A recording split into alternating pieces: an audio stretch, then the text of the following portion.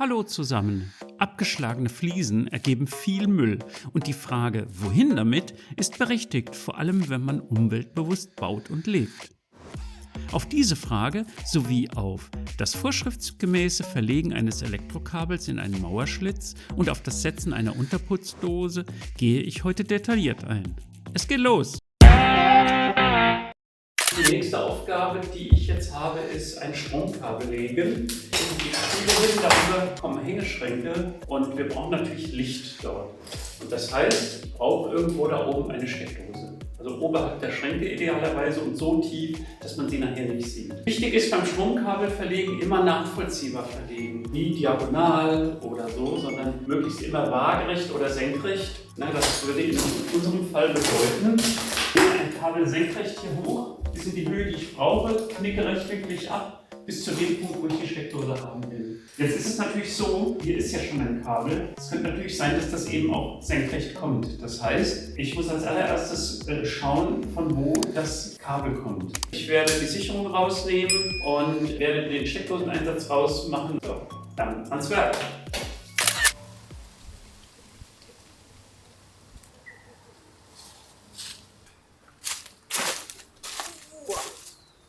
Das wird also der Bauschutthaufen, der wird dann irgendwann getrennt entsorgt. Und zwar wirklich nur Bauschutt, keine Kunststoffteile, kein Holz, kein Plastik.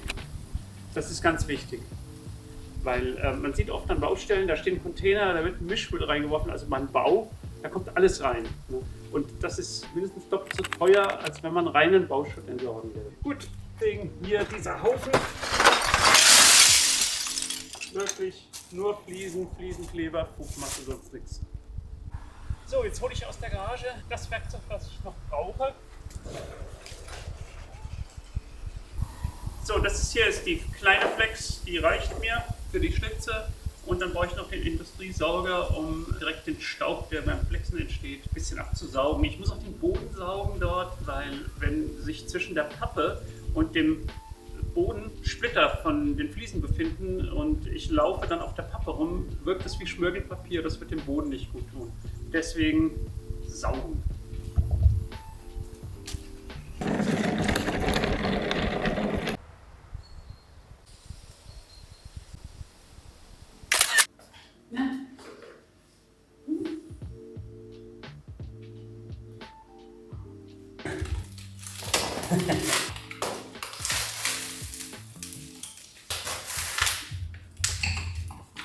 Das ist ein Hohlraum, da passt fast der ganze Schraubenzieher rein. Auf der anderen Seite ist die Toilette, da ist eine Vorwandinstallation. Diese Wandstärke, das kann ich hier fühlen, das ist die komplette Wand und da liegt das Kabel drin. Also es ist kein Problem, ich kann hier schlitzen, wie ich möchte.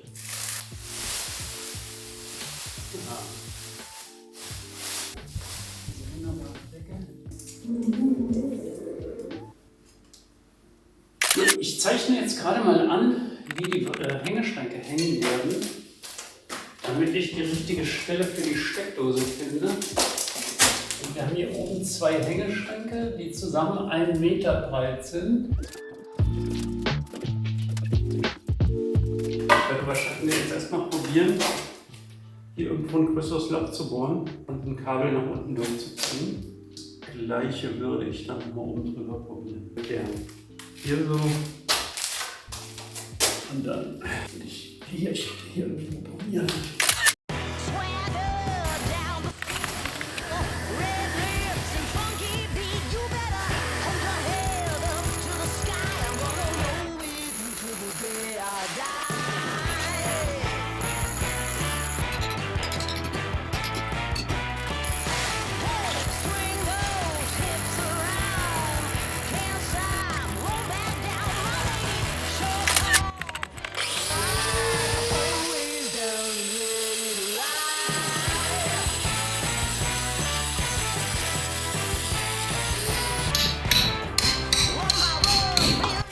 Nach dem Prinzip wird es jetzt hier weitergehen, aber das mache ich dann mal ohne Kamera.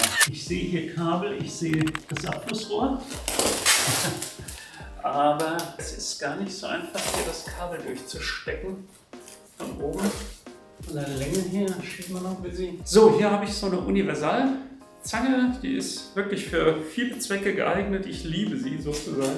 Und damit hole ich jetzt das Kabel da unten aus dem Loch.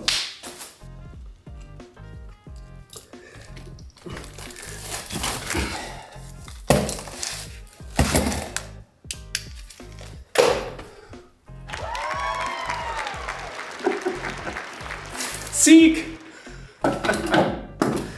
Und jetzt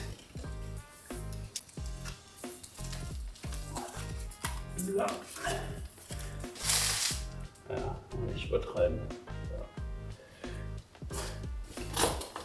Das ist auch nicht mehr der schärfste hier.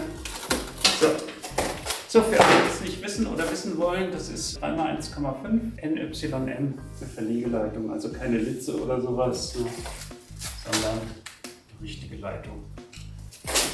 Das Kabel ist jetzt drin. Ich habe hier so eine Schraube reingedreht, da oben, die kann ich nachher wieder rausdrehen, damit es nicht rausfällt. So, ne? Jetzt habe ich also diese Dose, die ich eingipsen will, dann da oben. Ne? Und dann muss ich hier ein Loch machen, wo ich das Kabel einführe. Die Dose ist jetzt da offen, da kann ich das Kabel einführen. So, abgemantelt habe ich das schon ein Stück. Werde ich auch von den Adern den Mantel abmachen, damit ich nachher Klemmen drauf machen kann und den Strom wieder einschalten, weil ich habe natürlich alles stromlos hier gemacht. Das heißt, man darf sich hier nicht verlassen auf die Sicherung, sondern muss auch immer prüfen, ob dann wirklich die Sache stromlos ist. Aber jetzt ist sie stromlos, sonst hätte ich schon einen gehuscht gekriegt. Ich das Kabel hier ein, ziehe das hier raus. So, und die Dose, die kommt dann hier rein. So. Jetzt habe ich hier Vakuumklemmen. Man kann sie auch aufklappen. Das macht man dann auf, wenn man sie nachher wieder lösen will. So, gut. Jetzt haben wir das. Das heißt, ich muss nochmal vormessen. Ich brauche also diesen Schlitz jetzt auch nicht großartig füllen mit dem Gips, sondern nur punktuell, damit das Kabel halt hält. Ne? Den Rest macht man einfach mit anderem Material, der sich besser verstreichen lässt. Was dann auch noch wichtig ist, die Tapete zu entfernen. Ne? Jetzt rühren wir den Schnellgips an. Nehmen wir ein bisschen Gips. Elektrikergips aus dem Baumarkt, schnell abbindend. Und man mischt es 2 Teile Gips zu 1 Teil Wasser. Mal gucken, das ist natürlich hier so eine Gefühlssache.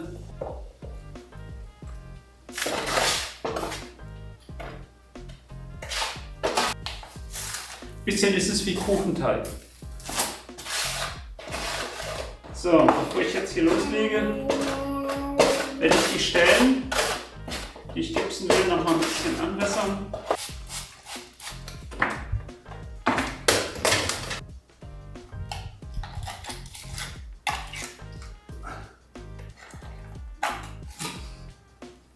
Die Dose da rein, möglichst bündig mit der Wand.